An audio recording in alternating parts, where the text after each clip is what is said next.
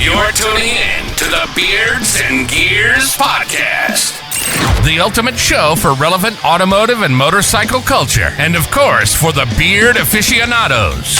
Whether you're fastening your helmet or settling in for a comfortable listen, prepare for an exhilarating journey. Introducing your hosts, Riker Montgomery and Aaron Alexander.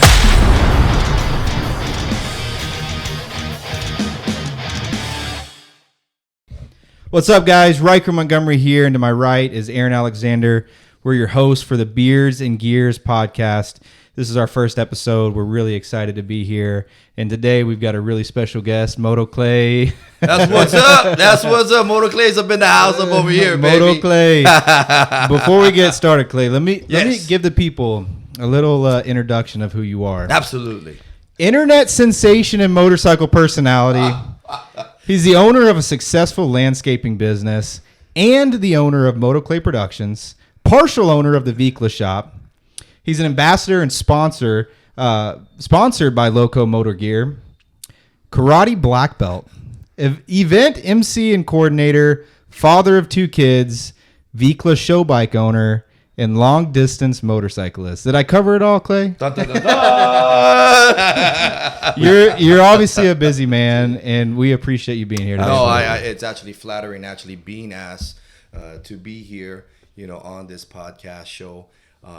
It's been flattering, so I'm excited to be here and be asked to Thank be you, here. brother. So it's my pleasure to be here. Well, we thank you. We thank you, brother. Oh yeah, we appreciate it. Oh yeah, yeah. Thanks, man. Let's jump right into it, guys. Absolutely. All right. Clay, tell us. Yeah. Where did you grow up, and were motorcycles a part of your childhood? When did they become part of your life? I know you've got a really interesting, where you're from is really interesting. Yeah, I'd love to hear about that, and like when motorcycles were introduced in your life. Yeah, it's crazy. Born and raised on Oahu, about 15 minutes away from Waikiki Beach. Parents had a martial arts school, Honolulu Martial Arts Academy. So they traveled to the Orient, to China, to Hong Kong, to Taiwan, to Japan to learn self-defense, to learn martial arts.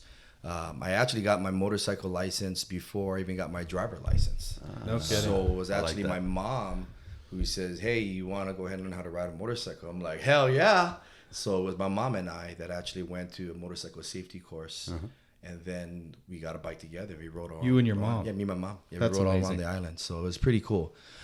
Fucked up thing though is that a year later I crashed her bike. Did you? Yeah. So we got the license together. We rode. She bought me a Honda Rebel 250. Was my first one. She got a souped up Yamaha 600 series. No kidding. Yeah, we rode around the island, and probably like within the first year, I took her bike for a spin. Freaking surf shorts, no shirt, a hat, slippers, going around the corner too fast, and laid it out, and her bike got totaled, and so. That was pretty much the end of my mom's riding days. You know what's crazy is most moms say if you get a bike, you're getting kicked out of our house. Right. She bought me one, so I love that. That's kind of crazy. So, does she still ride? No, Okay. no, she doesn't. But yeah, that was her end of riding. But that's what kind of started, my whole adventure with the riding. Yeah, I got into riding before I even got my my driver license. Actually, How old were you? 15. Yeah, right when you can get it. Yeah. No I got kidding. the motorcycle license first. And you've had a bike ever since, or? Pretty much for the most part. I've had a couple of bikes in my younger years in Hawaii. Then I moved to California. And then I had a couple of bikes there. I had a Harley out over there. And then there was a period of time that I didn't ride. Everything is pretty much extreme and excessive. And, when I did get a bike, it was probably almost a good 10 years or so since I rode, and I rode it all the way back from California. So didn't ride for almost 10 years. That's and crazy. said, hey, I'm gonna go ahead and get a one-way ticket, go to California, and I rode that bad boy all the way back from the coast to Texas. Hell yeah! After 10 years of not riding, so it's pretty wild. That's amazing. What part of California were you in? San Bernardino, but I lived everywhere, like in California, in Southern Cal. When I left the islands, I kind of pretty much lived all over Southern Cal. Okay. And so what was it that, so I stayed in Honolulu for a month. Okay. And I loved it. Nice. What was it, that made you want to, leave Hawaii and, go to California? Yeah. I'm a local boy, so been born and raised, and it was my time. I've always wanted to leave the islands. Okay. So when an opportunity presented itself, I got hired on with the national carrier Hawaiian Airlines. Okay. And they said, hey, we got an opportunity. We're going to be traveling to California, transporting people to Papeete, Tahiti. If you don't like it, because we need personnel, come on back. So I was like, there's my ticket. Yeah, absolutely. Peace out. Absolutely. So jump on the plane and left to California. That's and awesome. Never been back, actually. I've been back to visit, but not to live. You still have family there? Still have family over there and friends over there. I keep in touch. Yeah, but once when that opportunity presented itself, I never came back. Visited from time to time, you know, but... That's awesome. It's my time. I'm curious. Bikes and cars are more expensive in Hawaii, right, than they are in the States? Everything is expensive in Hawaii. Everything has to get imported in. Yeah. So I think milk is like, I don't know, $8 for a half a gallon.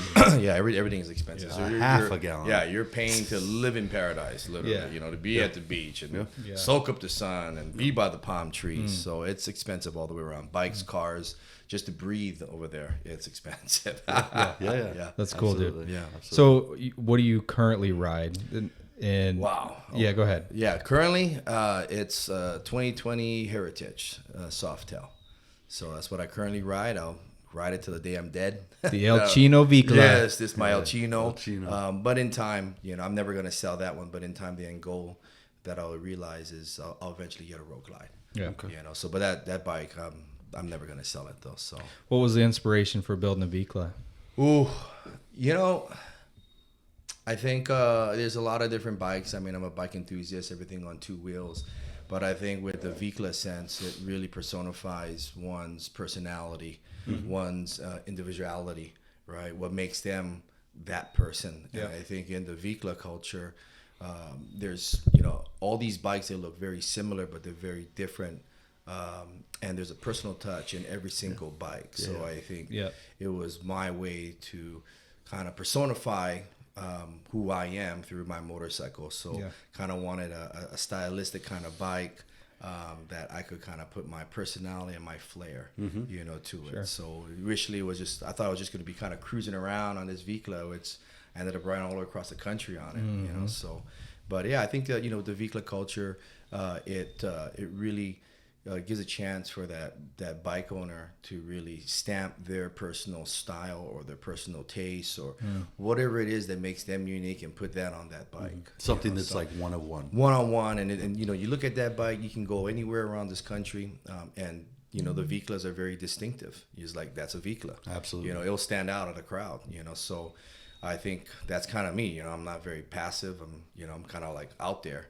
So it kind of just relates with my character, my personality, I think. I would agree with that. 100%. It matches your personality. Yeah, it's wild, man. It's a beautiful bike, though. Thank you. Love you. it. Yeah, Love it. Thank you. It's still work in progress, you know? Just like us, though, right? We're still work in progress as human beings. Absolutely. And we should be all the time. Absolutely. So it's a lot of similarities between, I think, my individuality and you know, that bike. There's a lot of commonalities, you know, between that two. Yeah. Awesome. And who built it? You built it out in California? Actually, yeah. So I, you know, I made a phone call to Brandon Quaid Harley Davidson dealership. Thank you so much, Brandon. And Hopefully he's watching. oh, he's watching. He's watching, Brandon. You know you're watching. And actually started where I went to the Arbuckle Mountains over here. Okay. And I took my daughter hiking. We went actually on a horseback ride. And we went horseback riding, traversing through these little rivers and up these little trails in these mountains. And my daughter was smiling the whole time, ear to ear.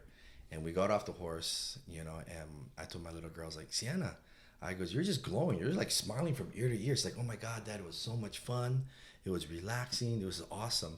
And my son says, hey, Dad, what do you do that makes you feel alive? Oh, wow. You know, and that's a very mature, grown adult question that even some of us adults can't answer. What is it that you do that makes you feel alive? And how old was he when he asked you that? My son, shoot, he probably was maybe 11, 12. God. Yeah, 11, 12. Yeah, so, that's huge. Yeah, and so I says, well, I used to surf coming from Hawaii. I used to ride motorcycles. I used to do this. I used to do that. But then life came in the way, as we all can relate and all we know.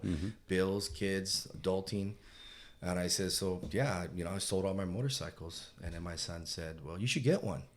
And I was like, yeah. Auto reply, yeah, let me just go get a bike. I was like, yeah, I'll get one. And over time, I was thinking about it. And I was like, you know what? I should. So life is short. And so I made that phone call to Brandon Quaid Harley Davidson. I bought a bike from him previously when I was in California. He called him up. I was like, "Hey Clay, how you doing?" I'm like, "Oh, I'm great, man." He was like, I need your help." And he's like, "Yeah, well, what's going on?" I says, "I need your help in building me a bike, and I'm buying a one-way airplane ticket. I'm gonna ride all the way back here to Texas." He goes, "That's freaking punk rock, man." That's so cool. He's like, "Let's do this." I started shipping all these parts, freaking cam, exhaust, all to his living room. He's got all these parts stocked up over here. And we started the process of building this bike at down in Loma Linda, Quaid Harley Davidson dealership. And I flew all the way out there. They gave me my bike. I rode it all the way up PCH. Saw my mom, my family up there in Northern Cal. Rode it all the way back down. Rode it through Hollywood. Rode it through Arizona. Rode it through New Mexico. Rode it through Oklahoma. And then eventually got back over here through Texas. So after 10 years of not riding, I said, You went for it. I went for it. That's I'm crazy. going fucking balls deep on this thing here. All the way. All the way. I'm going all in. Get a bike. Haven't rode in 10 years, and let's just hit it cross country on a Vicla. Yeah. Built So all the way. let's just go. And so over time, through the travels and the people that I've met, that bike, like myself, has gone through so many transformations. Yeah. So it's just, there's so much, like I said, commonalities with that, where the bike started, where it's revolutionized, where it's evolving, and that's kind of almost some similarities with me going through those phases, in my life. And there's still visions that I have of what I want to do to this bike, and then where I want to be as a human being. So I think that's what's really unique. There's I see that bike always growing and evolving, and that's how I try to be as a person. In my personal life, I'm trying to evolve and grow and be a better person. So there's a lot of similarities with the bike, and I think with my personality. That's a great answer, brother. Absolutely. Yeah, I love that. I love that. One thing about you, man, that I really appreciate is, like, obviously your outgoing personality. I'm doing too much. But you're so self-aware of who you are and who you want to be. Like, I just appreciate that so much, man. So I appreciate that, man. Like a lot of people, I think, sometimes they're like, I don't know what to say, I don't know what to do, I don't know how to act. And I tell them, you know what? You can't lie to yourself. So just be you, be your authentic self, be your original self. We're all unique, and that's who you should be. And if people like you, they like you. If people don't like you, they don't like you. But be you. And I even tell that to kids. I'll tell that to kids where I'll say, hey, young kids, young adults trying to figure out who we are. We have friends. What am I about? What am I good at? Do people like me? And I tell these little kids too, it's hard in the society that we live in, social media. I tell the kids, you know what? Be yourself. Learn to love yourself. Learn to be who you truly are and be free. And I think people want that, but they don't know how to get there. Yeah, that's huge. Absolutely. They want to be free. We get older, and they're like, man, I'm kind of embarrassed, or like, oh, what are they going to think about me? Do they like me? Yeah. Worried about other people's judgment of them. Exactly. You hit it on the nose right there. How they perceive me. But the moment you can break that threshold and say, you know what, fuck, I don't care. They can receive any which way they want, but I'm going to be me. Yeah. I'm going to be in the moment. I'm living life on my terms. That's, I think, when you're truly free as a person. I agree with you. And 100%. people can see that. They're like, man, he's having fun. He's being him. Yeah. So I think with the motorcycling thing, it goes a lot of hand in hand. I think yes, I'm kind of out there. I'm outspoken. Kind of like the bike a little bit. It ain't subtle. It's not subtle. So kind of similar to my personalities. But it's very grounded though. It grounds me a lot. Yeah. So I think it's always growing. That's where some people, they're like, yeah, it's just a bike. I was like, true, to some.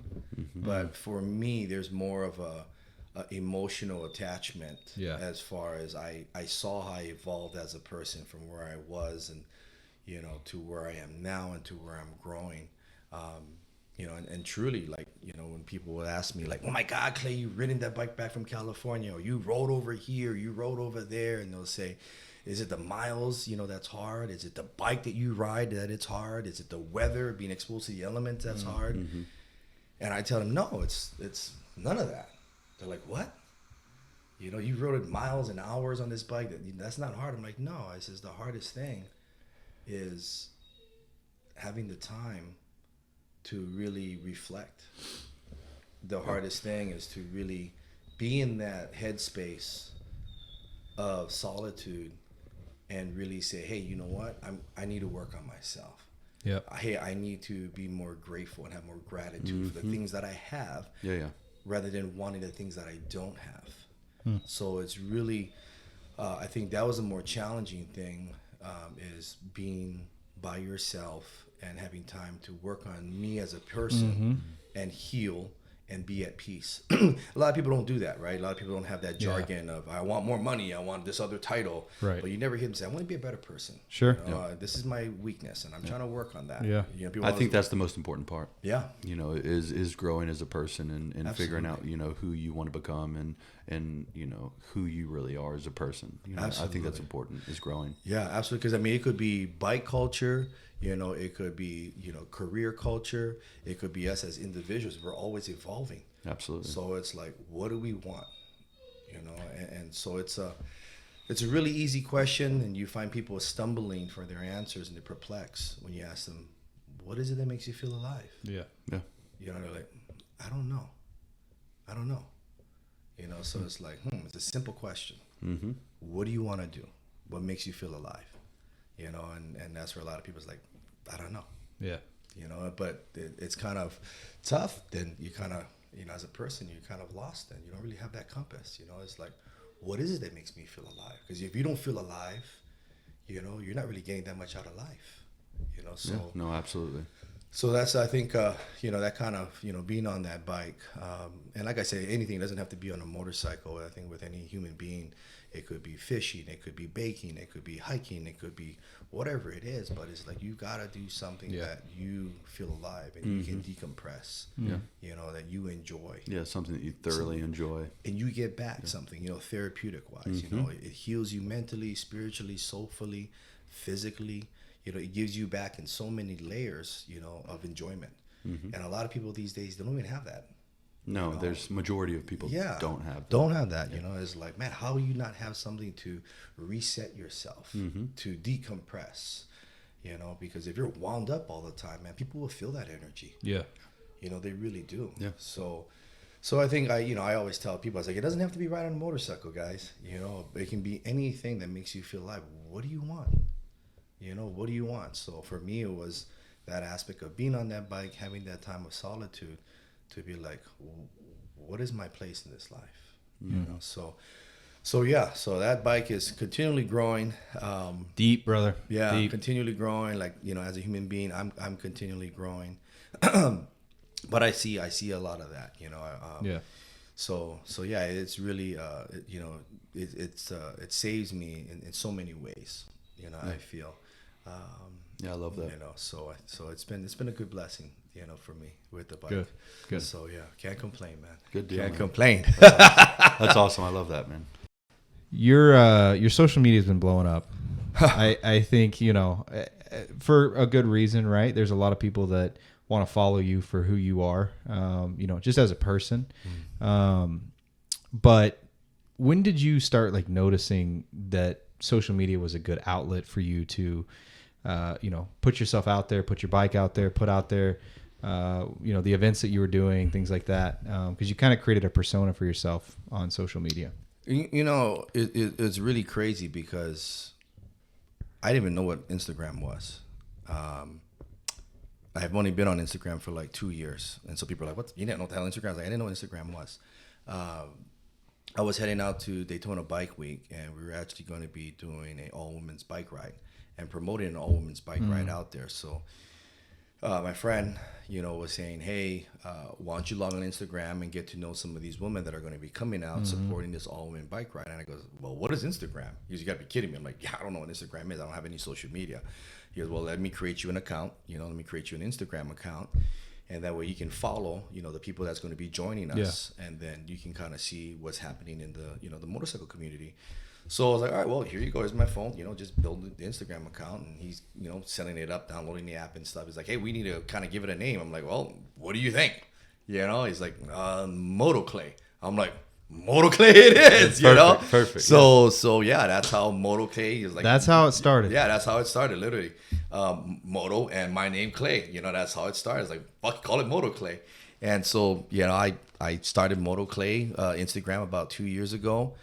That year I went to Daytona, I went to Sturgis, I went to Arkansas, Bikers and Blues. Yeah.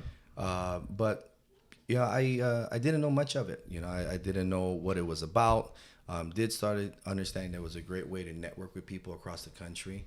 As a whole, I don't know. I don't really feel. I don't really know when it took off for me. Yeah. I always try to tell people, like, be humble. Yeah. Instagram is just a number. It's just really a Sure. number. Yeah. Whether people buy that numbers, obviously mine's not bought. It's like organic followers that ride motorcycles. But I says, don't let those kind of things get to your head. Be humble. Sure. So, I guess, I just kept on, I enjoy taking pictures. I enjoy, doing videos of my travels, my moto adventures. I was going to Colombia to go ride motorcycles over there. And I was just kind of, as a diary, as a way for me to reflect at memories on the things that I was doing. Yeah. So I just started posting pictures and videos and those are memories. Those are things kind of I did, kind of like a scrapbook. And then it kind of, was where I started going and traveling, and people were like, oh, there's Moto Clay. I'm like, hey, how you doing? Yeah. So it was just really, That's cool. Yeah, it was just really kind of weird, how everything kind of started. And I haven't changed, I'm still, the person that I am, I still post content of whatever I do or whatever interests me. Sure. And that's where, like I always say it time and time again, like, be you, be your authentic self, be original. So I think when people see me, on Instagram, and whether it be bike shows or bike rallies or, local, whatever it is, they're like, there's Clay, but I'm still the same person. Yeah. As a whole. So there's a lot of layers, I think, with Instagram, because a lot of people, once again, they want that persona, they want the attention. Sure. But that's not truly who they really are. You might meet them in life and they're quiet, they're shy. Yeah. They're totally different. Yeah. And so that's kind of where, for me, that's me. That's Clay. Mm-hmm. Yeah. So that's me. And I think a lot of people too, where sometimes they can, if they don't sit down and talk to me, or they don't really know me, Sure. They can have that perception, which I totally understand. There's always perceptions in life where, like, he's a party guy, he's wild, all this other crap, he's jumping all over the place. Yeah. And that's one persona, that's one, perspective. But I think too, if you want to get more deeper, that if you kind of peel the onion on it and you see this guy traveling all over the country by himself, or you see him dancing, or you see him doing whatever he's doing, it's not the essence of him. He's wild. But you know what? He's really living his best life. Yeah, enjoying life. He's really enjoying life. He really is who he is. He's not concerned about what other people think of him. Yeah. He really is that. And so I think, despite some people might think, oh, he's wild, he's crazy, he's out of control. Like, I'm a business owner. Yeah. I'm a single dad. Yeah. I have responsibilities. So it's not just being reckless out there. No, and what I was gonna say too is when you have your kids, it's all the attention's on them, dude. And that's something that I've really appreciated about you as well, is that, I think maybe if people saw, like, your Instagram, they just think that you're wild and crazy all the time. Absolutely. Right? But what people don't, and I am. Don't get it wrong, I am. And father, great father. Thank you. I think again, people don't get to see that side of you. But speaking of your Instagram, I have to know the bell bottoms, the glasses, the gold chain. I know a little bit of the gold chain just because I know you, right? But when did that all kind of come when did it all come together, Clay? Like, because again, like, you have this personality, right? And everybody loves it. You go to these events, no shirt on, full tattoos, you've got the bell bottoms on, you got the gold chain, and, like, the gold chain's become your thing now, dude. So it has. Yeah. So talk to us a little bit about, like, what was the decision to make that your get up? You know, it's crazy was like, you go to like a bike rally or you go to like a bike event, they'll sell you like a t-shirt or they'll sell you like a hat, right? Well, I did a 6-day moto trip, 4 days riding literally 2,500 miles. So 2 days, I rode. 2 days I got there. I rode all the way out to the Atlantic, went to Myrtle Beach for my first time, rode, 2 days back, all the way back to Texas. And when I was down there at Myrtle Beach, they had a chiropractor easy up tent. And right next to that, they had this big old break the neck gold chain. I was like, holy crap, that's like hilarious. That's like ridiculous. I've never seen anything like that. I'll take 3. I'll take 3 right now. I'm going to wear them all. Give me all of them. Yeah, give it all, man. Take it out of the bag. I don't need that shit. I'm wearing it out here.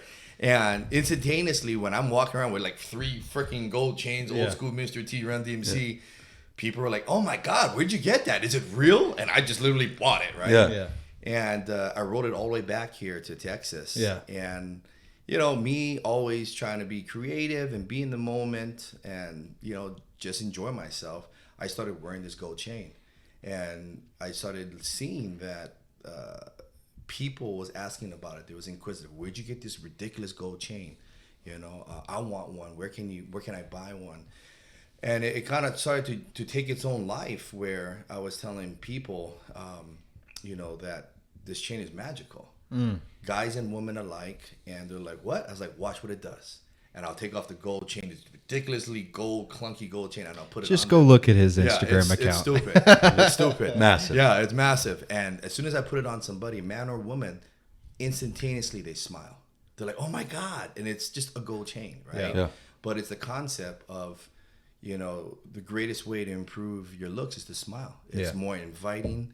It's more receptive, right? You look better. Yeah. Yeah, absolutely. And it became a thing. So wherever I was going out riding my bike, I would wear this gold chain. And when I met kids, like what we talked about earlier, I'll meet kids and I'll tell them it's a magical chain and I'll put it around them and they start smiling and I'll converse with them and I says, just be who you are, And I think as, adults, we take life so seriously. We don't know how to decompress. We don't know how to laugh. We don't know how to smile. We get, we can't truly be ourselves because we're embarrassed, right?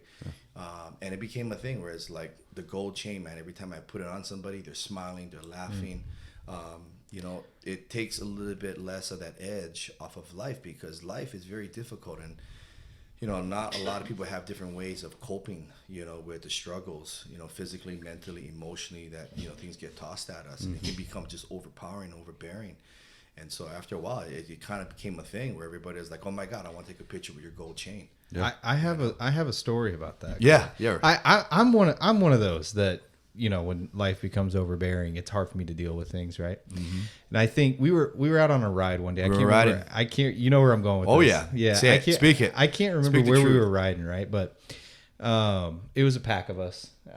I don't know. Maybe 5-8 guys. And Clay's got the gold chain on. He's cruising on his Viclas, smiling, having a good time. He's always, if you look at Clay's not the typical, like, you look at him and he's a biker and he's just like, like, you look at Clay and he's just like smiling, waving, having a good time. Anyway, he looks at me and he realizes, maybe I was dealing with some stuff that day. Like, I was not in a great mood. I wasn't smiling. I was kind of just there, right? He was there, but he wasn't there. Yeah. We stopped. I don't remember where we stopped, but Clay walks up to me and he's like, I want you to wear this for the rest of the day. Puts it on me, dude. And like, I immediately just like started smiling, right? I think we were going into a restaurant and Clay was like, you're wearing that in. And I was just like, okay, and I just like had this like chin up, like, I'm going to rock this. Pull back the shoulders over there. Yeah. Strutting in. Yeah. It was kind of just like, all right, I'm going to own this, And so anyway, I wore it the rest of the day and it truly did put a smile on my face. You know what I mean?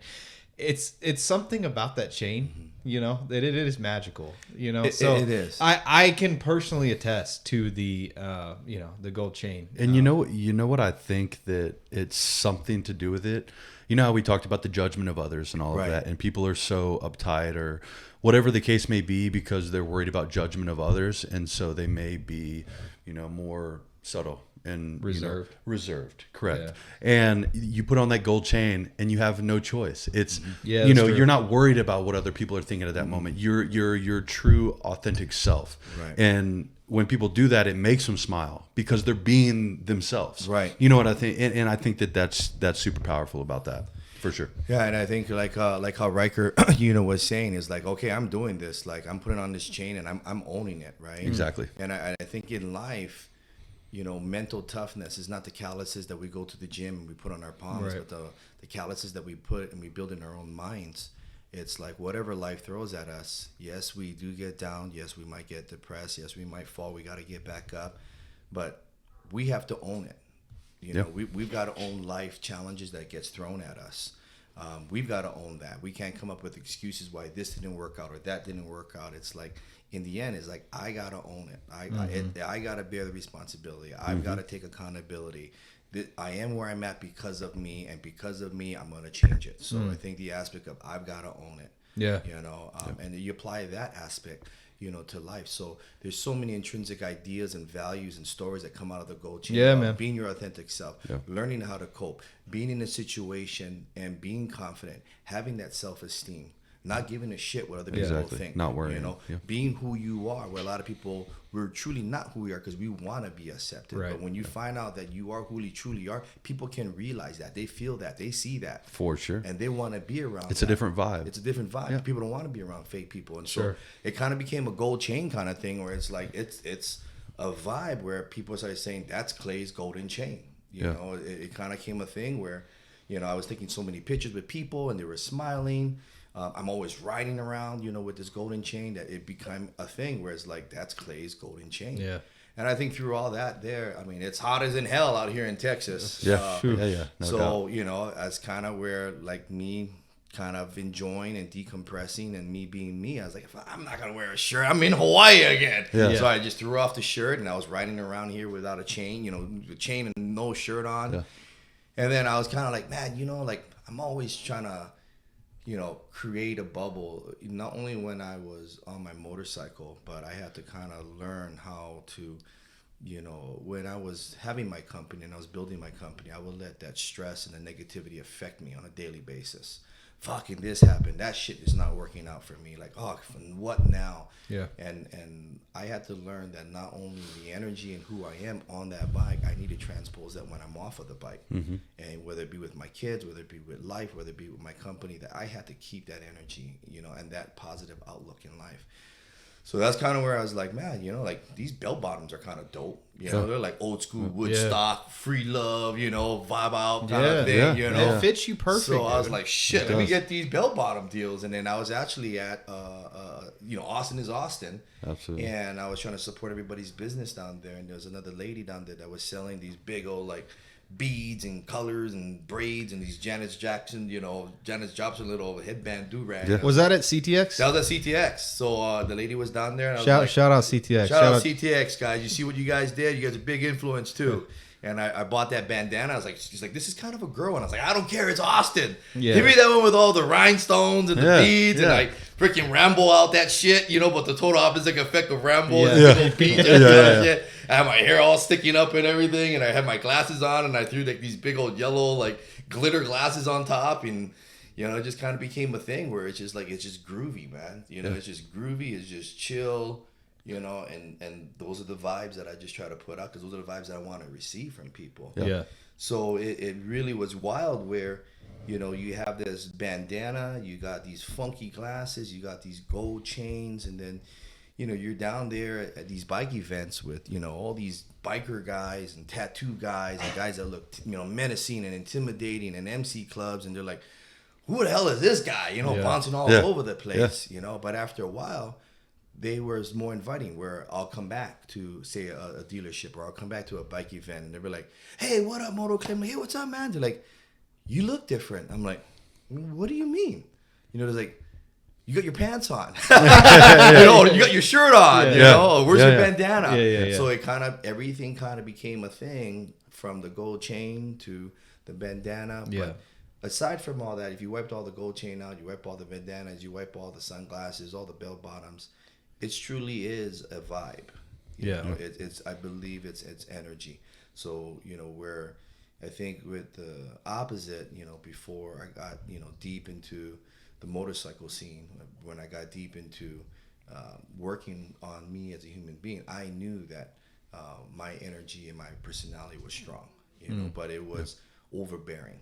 It was more of, direct, hard, intimidating, not inviting, aggressive, assertive. It was the complete opposite of the vibes that I have now. Interesting. Yeah. Okay. Where I don't smile. People don't want to come and talk to me. Yeah. People could feel, and I would radiate that energy.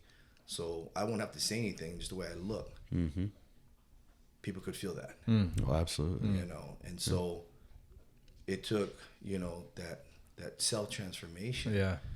So you wipe all that other stuff out. I really, truly believe, then now when you're more like that, you're more inviting to people. Mm-hmm. And so that's kind of where those vibes came in. Good times, good vibes. Came in with the, the bandanas, the gold chains, just me where I'm at in my life. Yeah. And I think if you project it, if you manifest it, you speak it into existence. Absolutely. Then it becomes it. Yeah. You see what I mean? Oh, yeah. So, So I think it's definitely a vibe, man. Yeah. When you were talking about, kind of who you used to be, or who you thought you were at one point. We were in Austin, and I don't know if you remember this or not, but I took a photo of you. It was like the first night that we were there. Okay. Took a photo or video of you. No, it was a photo, Clay. Okay. I took a photo of you. We were at the bar with the CTX guys out in the back. You remember that? And you were dancing. You were dancing. You had the party lights on. Yes. I took a photo of you, and I said make a mean face or make a serious face or something. I took a photo of you, and I showed it to you, and you were like, delete that, Riker. That's not me. You're like, that's not me. Yeah. And it's just that's just a story that I haven't even thought of until you were talking about it. But wow, I think you still got that photo. Maybe do you still got it? I don't. I think maybe I'll go look, right? Look, But you were like, don't share that or don't. That's not me, right? And I think that's important, dude. Is like you know who you are and who you want to be, like right now, right? And who you used to be, right? And that's not the person that you want to be. Yeah, so, you're right. I think I got a haircut down there, and I was dancing. I was grooving out. Yeah. And you said, hey, let me take a picture and do and don't smile, Clay. Yeah. And I did it, and you showed it to me. Yeah. And it was almost like a blast in the past. You're like, I could see it in your eyes, dude. You were like, no, that's not me. Yeah, no. Yeah. And I think us as people, whether it be in career-wise and relationship-wise, boyfriend, girlfriend, husband, wife, friends, we do know our downfalls, but sometimes we, really don't address that, right? We kind of just push it underneath the rug, be like, fuck it, it is what it is. You don't like it, tough shit, right? It is what it is. Or like, I know, this is not my best trait, but I'm not really willing to work on it. I mean, I know this is my weak point, but we don't ever try to improve on that. Mm-hmm. So I think, over time, working on being a better person and learning how to own it, learning how to accept, who you are, and learning how to, want to be a better human being, and saying enough is enough. These are my weak points. These are things that are not the best, of me, and really trying to work on it. I really believe that's the energy level. So when I saw that picture, I was like, whoa, rewind, and I was like, starts bringing you back to all the bad stuff. Whoa, that was the energy, that was the vibe. You know what I mean? And then I think truly energy and vibe, it really is infectious, right? If you're toxic, 100%, you're aggravated, you're fucking impatient, like what the fuck, man? Yeah. This motherfucker. People are like, damn, dude, like. We can only take so much. Yeah. Like, holy shit. Well, and it starts to rub off on people. Everybody. If you're just a negative person and you're around other people, those people that you're around, when you're being negative, you will notice them starting to be like, I really don't want to do this today. Fuck that motherfucker, and it's just, it's that's bullshit. But if turn it around if it's the opposite, right. and it's good times, good vibes. Yes. The people around you, they love that, right. and they start to be more positive, right. you know, and more motivational, and right. you know, they're doing things that make them happy, and they're smiling more, and it's infectious, just like you said. Yes, it's infectious. Yes, it is, and I think we have to really be aware of the company that we keep, you know, and so I think that's a big thing, and like I think you know, in life is when we become to a point of not chasing money or not chasing our careers. I think as we progress through life, we're always trying to figure out, what do we want to do? You know, who am I? We chase money, we chase titles because we think that's our makeup of as a person. You know, but I think when, as a whole, like I always say, when you try to chase, you know, being a better human being, be kind, be generous, you know, try to be patient. Everything else flourishes around it, right? Yeah, so absolutely. not necessarily it's always about money, you know, but I think at a moment in time I went backwards, but I did see to a degree how far I came, right?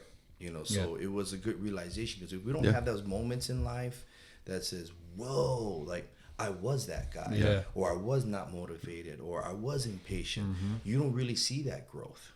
Look at how much I've grown. You look at that picture and you're like, look how I changed now. Look at my perception, right? You know, look how I see things different. And I think too, like not being so one-dimensional and having, you know, looking and analyzing. I know it takes a lot of effort, but look at it and analyze it, and what kind of perception can I get from, how can I look at everything? You know, so I think just trying to, you know, look at life in many different ways.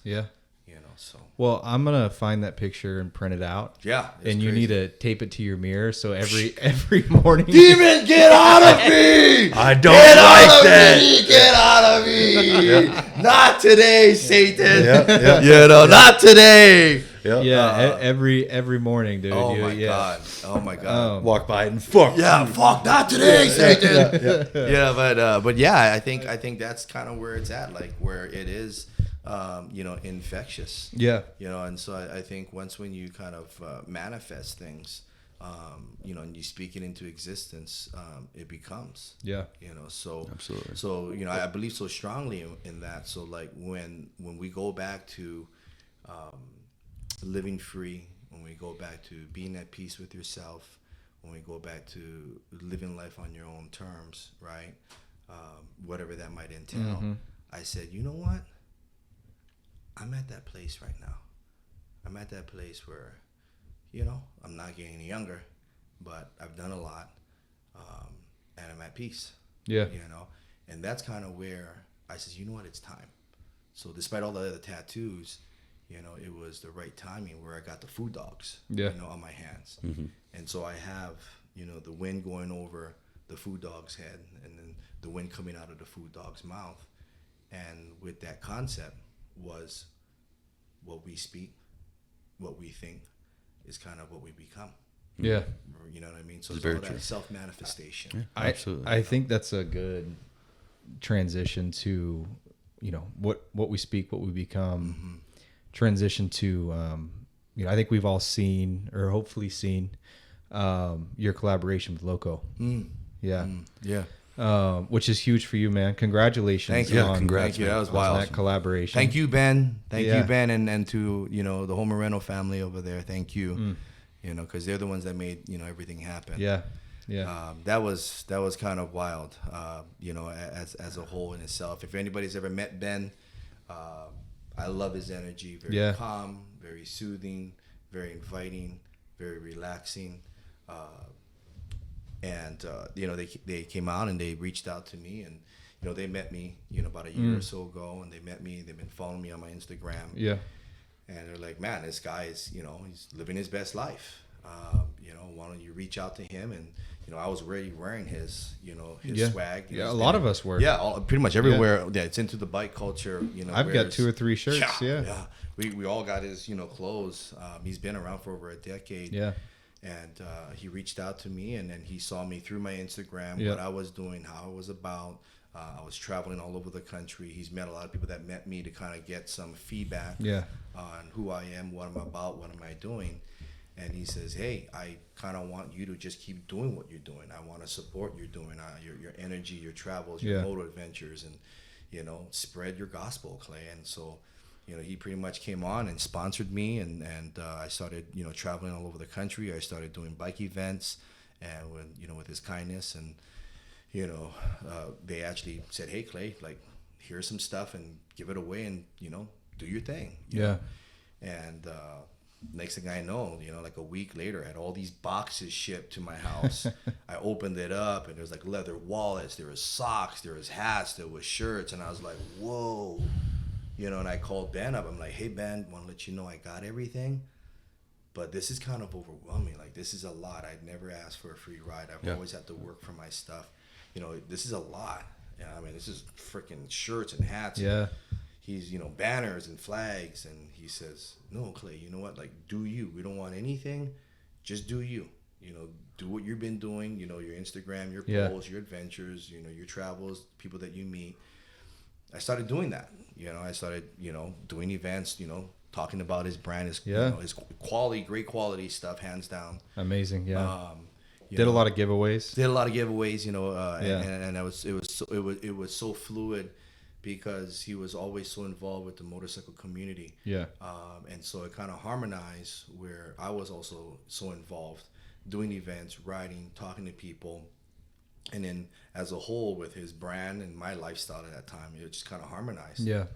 And what's really wild was, a while ago, I was, at the house over here, and a couple of these motor girls that I've met through my travels, there's not that many Viclas on the East Coast. There was a guy by the name of Mint Vicla, Eric. He was out there. And Throttle Tiff, hey Tiff, she's out there in Daytona. Is Eric the guy with he's got a lot of gold plating on his bike? No. Oh, okay. It's actually, it's kind of like an old school classic green Vicla out there. And he's up in the Northeast. And Bikes and Bay Lodge, Jess, both girls that I rode with in Sturgis and in Daytona. Badass motor girls, great energy, great vibes.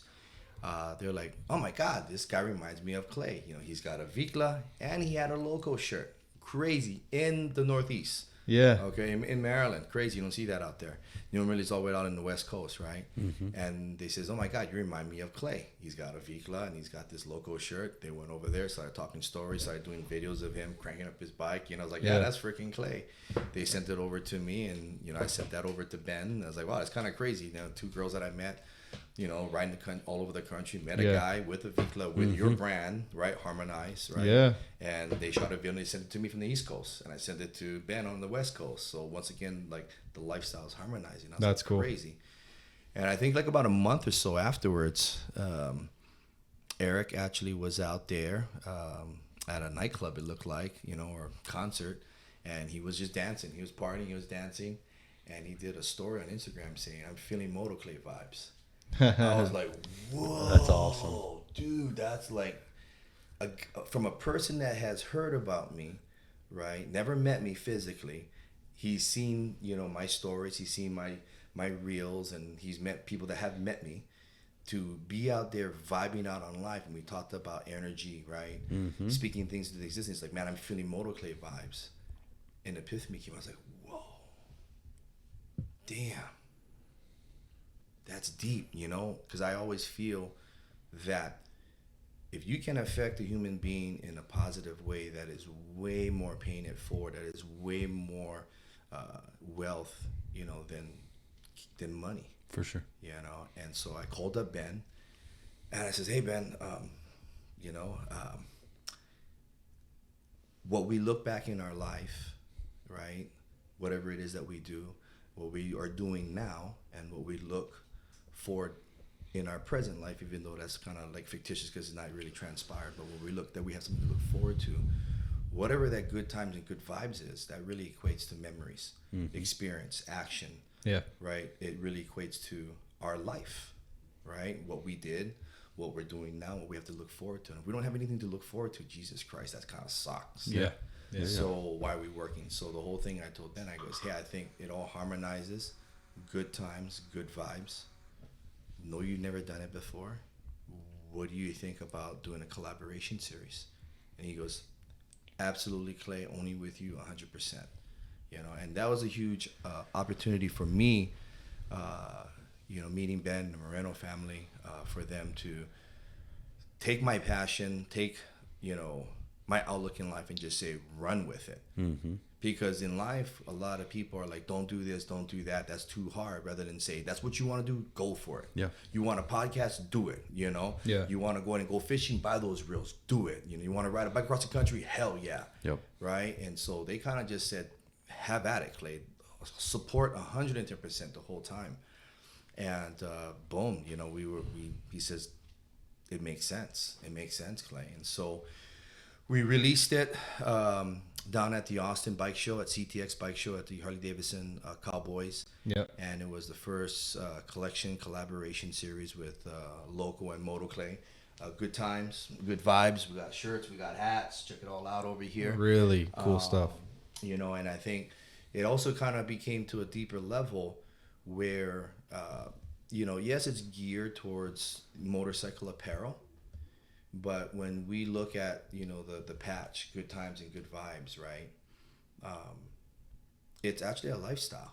Yeah, absolutely. Right? So whether you do jiu-jitsu, whether you like cooking, whether you like building, whatever it is, if people can associate, relate to that, and that's what they're doing to live their best life, they're going to get a good times, good vibes hat. Because that's truly what living life is. Are you seeing that people that are not associated with motorcycles, or the motorcycle community, are buying your products? Absolutely. So what's happening, right? There's so many layers, because when people have a motorcycle apparel, it's only for motorcycle. Right. So who buys motorcycle apparel? Motorcyclists. Yeah. But now we're having a crossover where people can relate to good times, good vibes, and they're buying that moto swag. Yep. Once again, jiu-jitsu, cooking, baking, building, hanging out with my family, being on the lake. That's good times, good vibes. I can associate, I can relate. I want that. Or I have that now in my life, so I'm going to get that swag. But also on a deeper level, right, when you have non-people that have motorcycles buying a somewhat motorcycle swag, it gives a deeper insight and a different perception to the motorcycle community. Because as a whole, right, being intimidating, whether it be beards, whether it be tattoos, whether it be standoffish, whatever it is, don't hang out with those guys. They're bad people. They're misfits. They're degenerates. They're criminals, right? So I think also, too, it sheds some light now to the culture when you have non-motorcyclist people buying a pretty much motorcycle-driven apparel. Yeah. They're like, man, like, what are these guys about? Right? They're not misfits. They're not criminals. If they got these bikes and they're traveling and they're listening to music or having food, they're truly living life. I don't have a bike, but how they're living, I want to live that way too. So I think there's so many layers where it kind of helps to break away that stigma of like, these guys are just punks. They're misfits. It's like you're wearing a good time, good vibes hat. Yep. And so I think there's a lot of things that, everybody can benefit. It's the vibes, all over again. And then that's kind of where it kind of just kept on digging opportunity. We talk about opportunity all the time, right? The act of doing, the effort, and doing and then having the effort will create results. And that kind of is what happened to Ben. And I said, hey, Ben, like, I think it's going in the right direction, but what do you think if I can be like a direct distributor, of LOWCO out here in Texas, and he says 100%, so, there's so many layers, because as we started in the podcast of, me having my own business, Ben has his own business. So we're both like-minded individuals. We both have businesses. We both understand that it took intestinal fortitude. It took drive, determination, discipline, motivation, a strong purpose to endure that ups and downs. So I think, once again, it's like-minded individuals where it says he's a business owner. He's had to ride that roller coaster. He understands the effort. He understands the hours that he has to put into it. Nobody's watching. He has a purpose. So if he's going to help me drive and he's driving me, right, it goes hand in hand. So as they say, you want to go fast, go by yourself. You want to go far, you go with others. Yeah. So I think with me and Ben, we kind of harmonize it because he says, I know what it takes. Yeah. I'm a family man providing for my kids through my company. you're a family man providing your family and your kids through your motorcycle apparel. So that respect, the love, you know, it's been there, where to allow me to come into, you know, something that he's built from the ground up and say, hey, I trust you with this. That's huge. And I think it transfolded where I says, you're going to be at Arizona Bike Week? I'm going to be out there. He's like, you're going to ride 2,500 miles on that bike across the country, Clay, to Arizona. I was like, I'll be there, you know? And so the whole time I was bombing it, ripping it from Texas to Arizona. The whole time he's texting me, you good? Where you at? You need anything? And they took me in like family, fed me, paid for my gas, everything. You know, we were over there. We had some great times, great vibes, which is really crazy, you know, great energy. And so I think, you know, through all that there, it was just a deeper trust, a deeper insight, like, hey, we're on that same level. We're on that same path, you know, in life. And so, you know, it's cool, man. It's there. Well, so that's so awesome. What are you hoping for the future with LOWCO? You know what? I'll be with him until I take my last breath. I'm grateful. I'm humbled to have him, you know, take me in. I think just initially, like, you know, he really helped, you know, aside from the whole apparel, you know, line, I think, you know, my passion, what I got out as a person from riding motorcycle, he really helped me by saying, go out there and here's clothes and here's shirts. People, you know, people, they know who he is. Yeah. And say, give it away, you know, like talk to people, connect with people. Yeah. He really helped, you know, to support, you know, what I'm actually doing right now. Mm-hmm. And so what I'm doing now, what I'm going to do later, he's always been there supporting me, you know. So when he's like, here's some clothes, here's some hats, talk to people, keep doing you, Clay, have fun, do what you want to do. I really see, like, you know, a crossover like we spoke of, where not only through the motorcycle culture, but people non-related in the motorcycle culture will be wearing his brand. Right. Mm-hmm. Because through Good Times and Good Vibes and many other collaboration series that we're going to have, they're going to see that, hey, you know what, I might not ride a motorcycle, but I can understand the concept that these guys preach and how they live, of living free, being in the moment, and living their best life now. I might not want to, might not care, might not ever want to be on a motorcycle, but that aspect of life, I want, I need, I'm going to have it right now. Yeah. So I think, you know, with this, it will flourish, it will grow. He's already been around, like I said, for over a decade, but I think it's going to grow to another level where, you know, everybody will be wearing, you know, everybody can relate, everybody can see it. I see a hat, I see a shirt, you know, walking around over here. And it's not just towards motorcycles, it's everywhere now. Mm-hmm. You know, so I will continue to push it. You know, I'm grateful for the opportunity. I treat it like it's my own business. And I think that's where it's very like a harmonious matchup between me and Ben. You know, both being business owners and understanding what it takes to not just survive, but to thrive. Yeah, absolutely. Speaking of your own business, you've got a lawn care business. Mm-hmm. How do you feel like that either helps or hurts, or maybe both, your ability to do the things that you want to do in life, ride motorcycles, be a part of all these other businesses and ventures you have going on? Do you think it's a hindrance? Do you think it stops you from being able to do what you want to do, or do you think it helps? I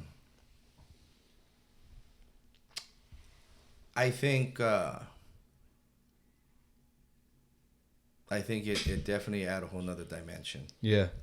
So there was a point in time that I ate, slept, breathed, spoke, just my business, my company, I think profit margins. A lot of entrepreneurs are like that. You know, we need to get this numbers here. We'll work our deathbed, right? We're constantly talking about our business, our customers, our goals, our purpose. You know, and I was like a horse with blinders, you know, where I think whether you're an entrepreneur or not, right, that we don't have a vessel, we don't have a vehicle where we're free. Yeah.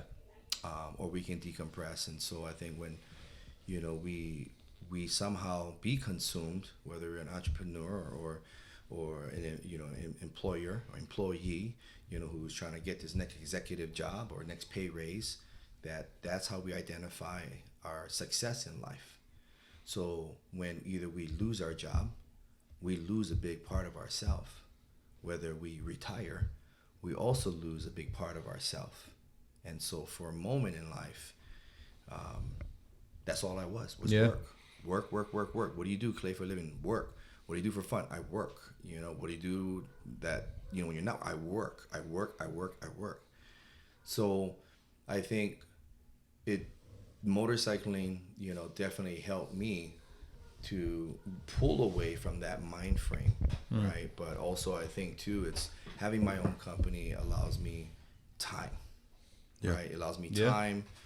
How do you position that time that you use it wisely and not abuse it? So to answer that question, you know, having my own business, it does allow me, because I would have that all the time, like, how do you go to Myrtle Beach, or how did you build this freaking bike, you know, or you could have just built one, go buy one down 50 miles away, but you want to go halfway across the country and get a bike. And how do you do all these bike rallies? And, you know, it's like, do you work, Clay? He's like, yeah, I do work, you know, but I think having my company enabled me to be like, how much is enough? So we can ask ourselves that, whether it be owning my own company. Even if you don't own your own company and it's not motorcycle related, you can still unlock those capabilities. If you choose to, rather than say, no, enough isn't, how much money do I really need? Do I want that overtime? Do I want to break my butt to get that extra executive pay raise or the next salary cap? We all have the ability to say, no, I'm fine. But do we? And our work becomes how we identify, I'm a man, I'm successful, I made it. You know, this is what I am, this is what I do. You know, where people are like, hey, Clay, what do you do? Like, fuck that. I don't, you know, that's not me anymore. That was me. I'm living life. You know, I'm Clay. I ride my bike, you know, I listen to music, you know, like, you know, it's like be reborn again in my 20s. So I think, you know, it's the aspect of time, you know, so having my own landscaping company, I think, you know, it has helped me, you know, as far as understanding, you know, goals and purpose. So, and do you think that, you know, you building that company and putting so much effort into it, were you able to, like, as far as, you know, build up your management to where you could take a step back and let, you know, the management team kind of cover everything, or it basically where it runs itself, and you can just kind of stand back and do your own thing, like you said, and the business is self-sufficient with the management? Absolutely. And being able to take a step back and appreciating what you have, that's a hard task in anything that we do. And I feel sometimes now, when people ask me what I do for a living, I am hesitant. I catch myself. I can send you this list of introduction points that I gave you earlier. Black belt, owner, you know, event MC coordinator, father, 2 I'll send that to you, Clay. So when people ask, so when people do ask you what you do for a living, you just text us to them. I think I'm hesitant because I so much part of my life I own a landscaping company, and I got X amount of properties, and I'm going to get more. It was so much of my genetic makeup that I learned, you know what, that's not what life is about. That's not what wealth is about. But I led to believe other. And so when people ask me, and I'm no longer that, I'm hesitant to say, you know, I don't really want to talk about my work anymore. I want to talk about what drives me, what makes me happy, what I'm passionate about. You know, so I'll be very vague. It's like, I have a landscaping company. That's what I do, because I try to get away from that person that I once was. It was always about work. You know what I mean? And so I think for those people that are listening, you know, out there, you know, it's a tough one, right? Like, we do have to pause when you're 20, 30, 40, 50 years old. Once again, that question is, what do you want? What do you want to do? You know, what makes you happy? What makes you alive? Good times, good vibes. All those other things truly, you know, has value. Because if our health goes bad, we can't buy back our health, right? We lose our job, we can't buy back our job. You know, so, you know, the essence of a human being and how we've been living, that's a true value. You know what I mean? And for those that are around us, whether I have money or a job or not, right, that they're still going to love me and be there for me for who I am.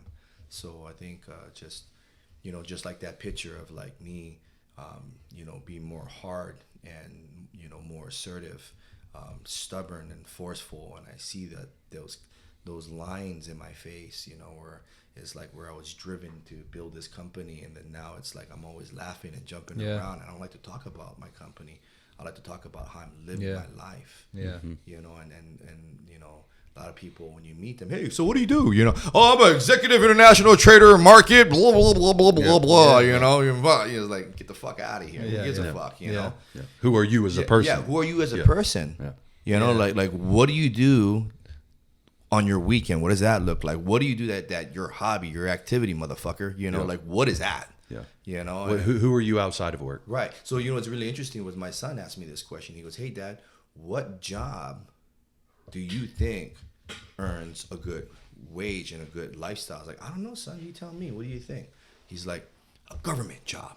I'm like, I don't know. Maybe. You know, he goes, a city job. I'm like, I don't know. Maybe. And he goes, like a CEO?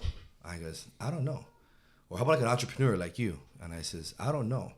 But I goes, in all those fields, ask those individuals, what do they do to make them feel alive? Mm-hmm. You know? And I goes, because at the end of the day, you know, we can have all these different careers, but we don't really have time to do much of anything because we're working all the time. Mm-hmm. We're working. We're trying to go to the next level. We're working. You know, my title, my money, we're working. It goes, the job that pays you the most, I told him, is the job that gives you back time for you to do the things that you want to do in life. Mm-hmm. That's the job, you know, that pays you the most. Because how many times do you hear people like, I can't get off that weekend. I can't go on that vacation. My vacation got declined, you know. Fuck, they want me to do overtime. I got to put 70 hours this freaking week. You know what I mean? Well, they got me this freaking crappy schedule. I got to get to this. I got to drive in traffic, and I got to get here to here to here. Crap, and back over here, else I won't get paid. I won't have a job. Yeah. You know what I mean? Yeah. It's like, is that wealth? Is that job paying you the money? Or is that job to say, you know what? I have the freedom, I have the time, I have the flexibility to do what I want to do. Whether you're a dad and have kids, or, you know, time to be with your wife, time to be with your girlfriend, time for yourself to meditate and chill out. You know, that career path, I say, is that whatever job's going to give you that time. Because everybody's level of happiness and wealth is all different, right? Whatever it is for you, whatever it's for them. I think there's a level of maturity for that to happen, you know, because I think for me, like in my early 20s, it was like, give me the title, give me the, like, how much money can I make? Like, how quickly can I make six figures? How quickly can I, be a CMO or a director of, marketing or whatever it is. And I think it probably wasn't until just, maybe a couple of years ago that I was like, you know what, the money doesn't matter as much as I thought it did. Like my quality of life, and a work-life balance is what's important to me. Right. Absolutely.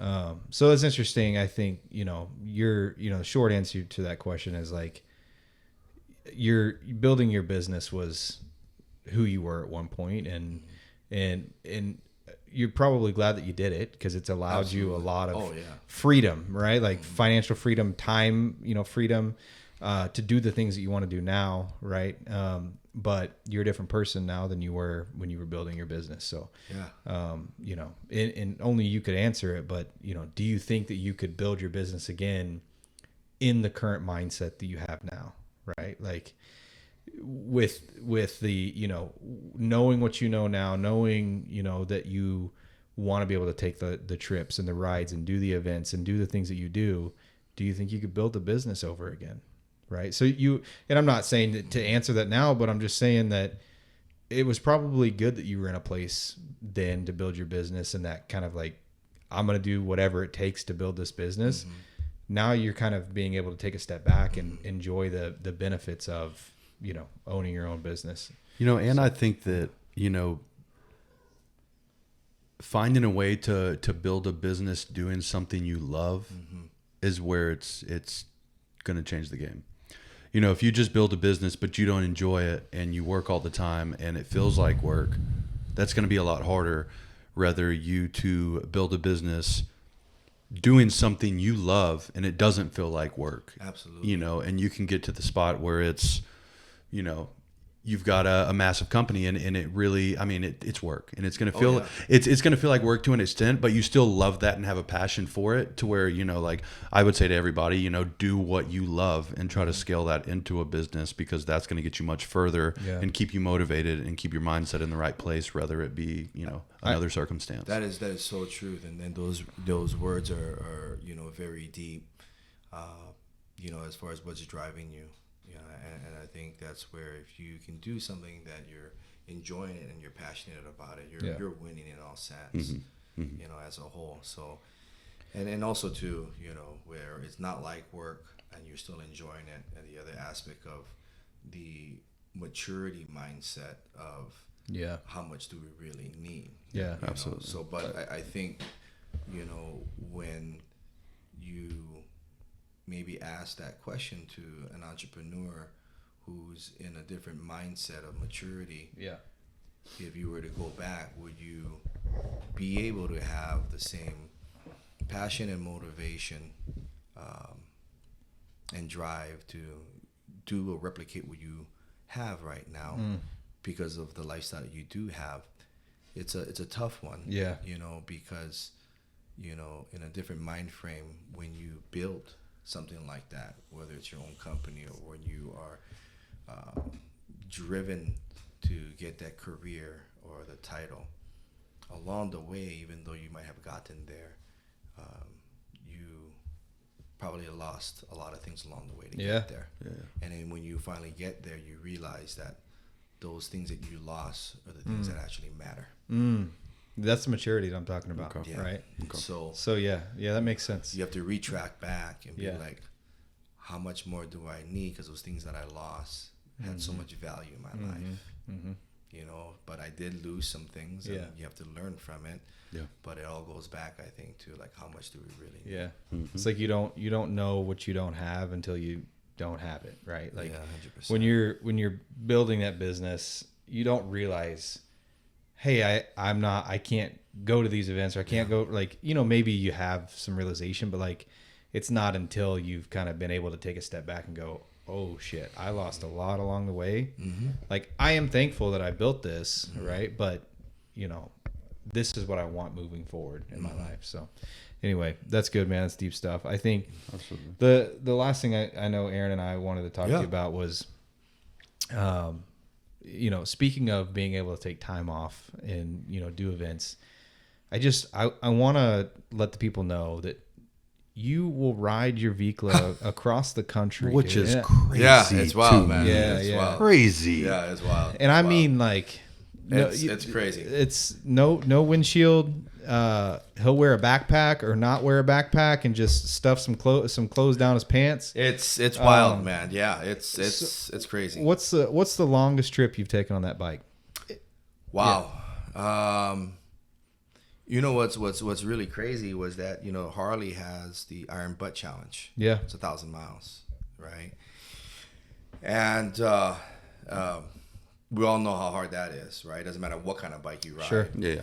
And that one there, even though I've ridden far over the course of several days, I was, you know, I remembered I was planning to go to Sturgis for about a year. And I had my helmet on and I had my sunglasses on, and I was coming through the Black Hills through South Dakota, and trees were high, sun was shining on me, and there was the white caps of this water coming down over here, and I broke down. You know, I was literally crying and bawling my eyes out, like it was like flaring all over the place.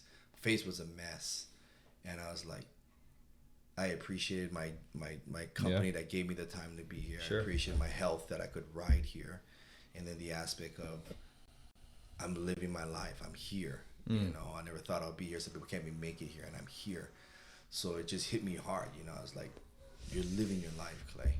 Yeah. You know? And so I was up in Sturgis, up in the Black Hills, and I remembered I woke up about 4:30, and I says, you know what? I'm going to ride my ride, and got on the bike about 5 o'clock. And I says, I'm going to just get on the bike and ride, like a straight Forrest Gump, and started riding through the Black Hills. Felt good. riding through the mountains. Went through Cheyenne, Wyoming, got some gas, felt good. Kept on riding, got to Denver, Colorado, felt good. Keep on riding. Cut through Albuquerque, New Mexico, felt good. Keep on riding. I was supposed to stop, in Amarillo in Texas.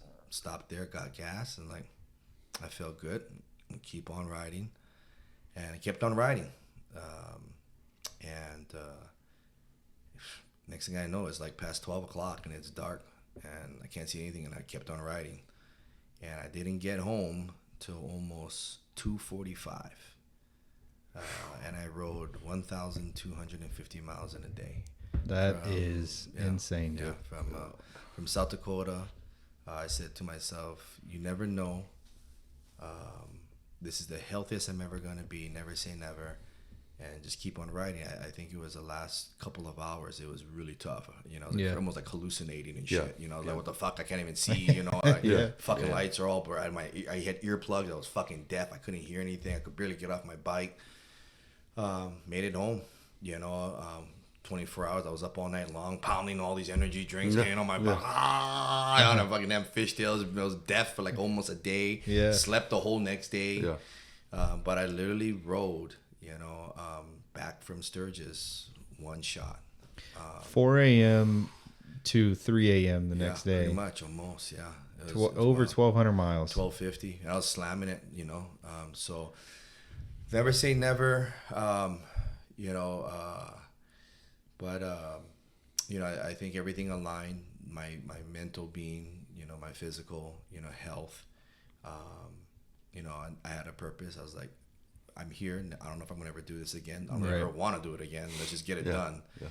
And did it. So that was the longest trip. Was on a Vicla, one shot from my Airbnb all the way back. So those people that don't believe me, those people that did go ride with me, that was in Sturgis, you guys all know. Yeah. So that is crazy. So yeah, that was pretty wild.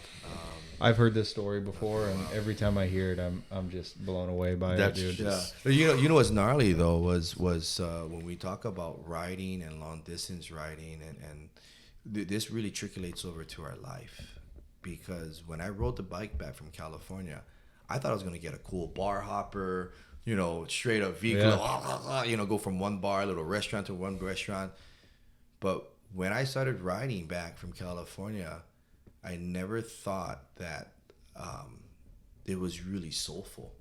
Because when I was cutting through the canyons through Arizona and nobody behind me, nobody in front of me, I was like, whoa, this is really soulful. I'm not very religious or anything like that, but it was really moving to the soul. I was like, whoa, man, I'm here, I'm doing it. And that was the first ride coming back from the coastline. And then when I did that ride from Sturgis, which was, I probably won't ever do that again, but I knew what I was able to do. Sure. I knew my limitations. At some point I was like, I want off of this fucking bike. I am fucking done. Yeah. But the story that I'm saying is that I pushed it, right? And I think in life we are limitless because limitations are self-imposed. Yeah.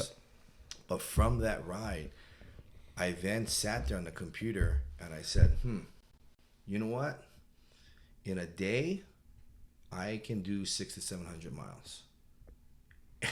And then I will go on Google from my house and I'll say, where's 600-700 miles that I can go to? And then when there's another 600-700 miles from there, and I can backtrack. And then all of a sudden my mind changed. It was like, now I'm doing long distance riding. Yeah.